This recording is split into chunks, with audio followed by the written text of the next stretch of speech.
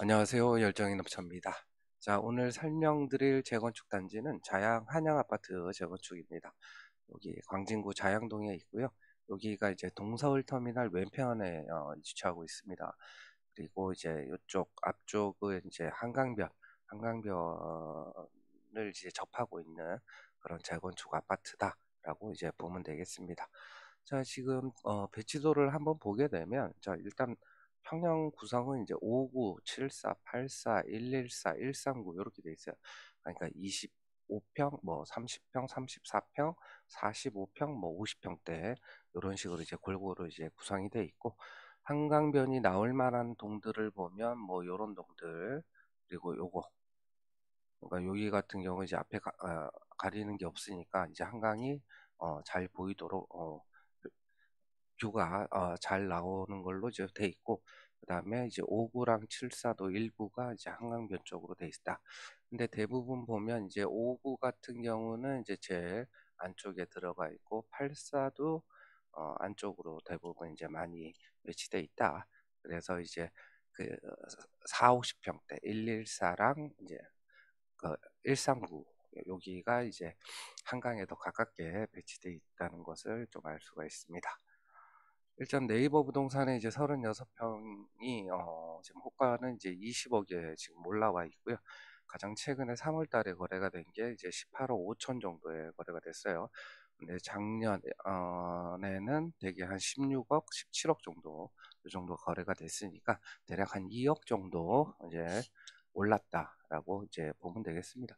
자, 그리고 이제 왼쪽 편에는 이제 초등학교라고 두 개랑 중학교 있고요. 요 길 건너가면 이제 고등학교가 있습니다. 이제 애들 학교 보내기에도 이제 괜찮고, 동서울 터미널이 뭐 재건축을 하게 되면 뭐 상업시설이나 이런 것도 이제 새롭게 이제 들어오기 때문에 네, 그런 이제 호재의 영향도 이제 받게 되는 아파트다라고 보면 되겠습니다.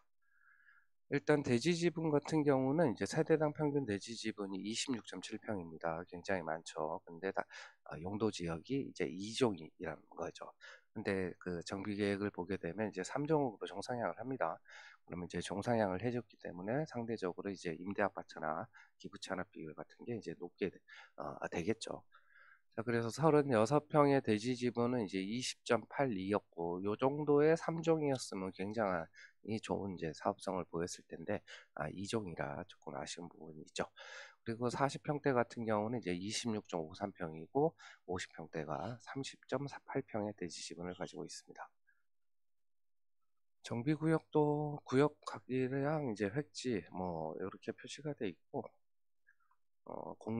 정비계획 공람은 그 정비계획 공람은 이제 24년 3월에 이제 있었고요. 그리고 용도 지역이 이제 2종에서 3종으로 이제 정상향이 된 거고, 정비 기반 시설 기부 체납은 이제 5.2%로 적습니다. 도로가 2.4고 공공청사가 2.8이다. 그럼 이렇게 이제 땅으로 기부 체납을 적게 하게 되면 당연히 반대로 이제 임대 아파트로 기부 체납을 훨씬 더 많이 하게 되니까 임대 아파트 임대 비율이 굉장히 높게 나올 겁니다. 자, 그래서 용적률 같은 경우는 이제 여기 241에서 상한 용적률이 이제 293%까지 돼 있고요. 그다음에 최고 층수는 이제 40층으로 계획되어 있습니다. 신축 세대 수는 이제 859세대고 임대가 207세대, 24점 이제 1% 이렇게 돼 있어요. 그 얘기는 그러니까 아까 얘기했듯이 그러니까 종상향을 해줬기 때문에 임대 비율이 이제 상당히 높게 나오는 거고요. 일반 분양은 208세대로 이제 일반 분양 비율 한 46% 정도 이렇게 됩니다. 그리고 종전 평형 구성을 보게 되면 이제 46평하고 52평이 288세대예요. 근데 신축 평형을 보게 되면 이제 8호 초과가 이제 290세대니까 그러니까 50평대를 갖고 있으면은 이제 8호 초과 아까 보니까 114하고 132 보자 132였나? 아, 139 114랑 139를 이제 분양 신청이 가능한데 당연히 이제 50평대 갖고 있는 사람들이 이제 전용 139를 가지고 신청할 거고 40평대 갖고 있는 사람들이 114를 이제 신청을 하게 되겠죠. 그래서 35평, 36평 가진 사람은 이제 84를 이제 분양받는다고 보시면 되고요. 그리고 공공시설 부지 순부담률은 7,826제곱미터에서 구역 면적의 19.48%라고 이제 표시가 돼 있어요. 근데 이게 이제 공공청사, 주차장, 그다음에 그 임대주택, 아까 임대 비율이 높았잖아요. 그래서 요걸 다 합산을 해가지고 이제 그 순부담을 계산한 겁니다. 실제 땅만 가지고 한 건 아니고요. 그래서 비율은 19.48%다.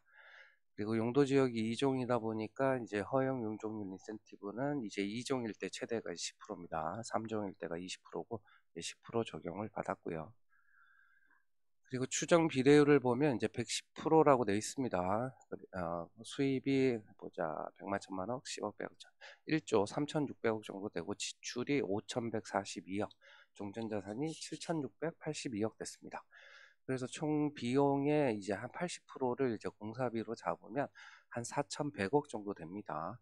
그래서 평당 공사비를 지금 세대당 주차 대수를 이제 1.7대 혹은 1.4대로 이제 그 계산을 해봤는데 1.4대로 하고 750을 하니까 근 4천만 원 정도, 4천억 나오고요. 1.7대로 1.7대로 평당 700을 하니까 거의 한 4,700억이 나옵니다. 그러면 요것만 봐도 1.7대로 하지는 않았을 것 같고 주차 대수는 대략 한 1.4대 언저리로 하고 평당 공사비는 한 750만 원 정도로 잡았을 걸로 이제 보입니다. 그래서 최근 추세를 보게 되면 적어도 이제 850보다는 한 900만 원 정도 때까지는 이제 가야 되지 않나라는 생각을 하게 돼서 한 20% 정도는 평당 공사비가 좀 오를 여지가 좀 있어 보인다라고 생각이 듭니다. 자, 그리고 공동주택 그 종전자산 추정을 보니까 여기 뭐 실거래가 곱하기 보정률 1.5라고 표시가 되어 있는데 요거 이제 실거래는 아닌 것 같고요. 이제 공동주택 공시가격이 한 1.5배 정도 이제 추정을 한 걸로 보입니다.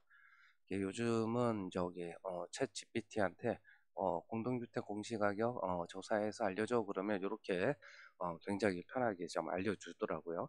그래서 여기 기준이 23년도 공시가격 기준으로 잡아야 되기 때문에 그 공시가격을 각 평형별로 이렇게 이제 받았고 거기다가 이제 공시가격에다가 1.5를 곱하게 되면 이제 종전자산에 대한 이제 간평가가 이제 되게 되죠.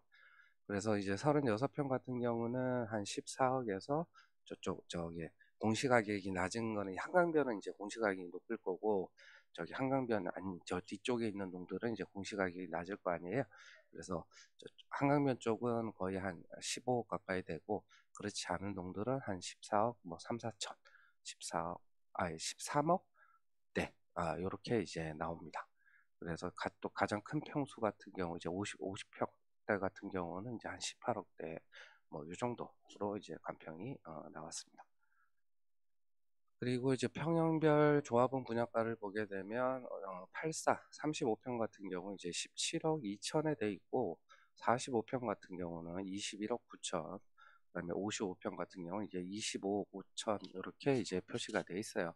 자, 그래서 종전자산 평가액에다가 비례율을 곱하니까 이제 권리가액이 나오게 되고 각 평형별 분담금을 계산을 해보면 지금 36평 가지고 있으면 이제 전용 84를 이제 분양받을 수가 있잖아요. 그래서 적게는 이제 9,100에서 많게는 한 2억 4천 정도가 이제 분담금으로 나온다.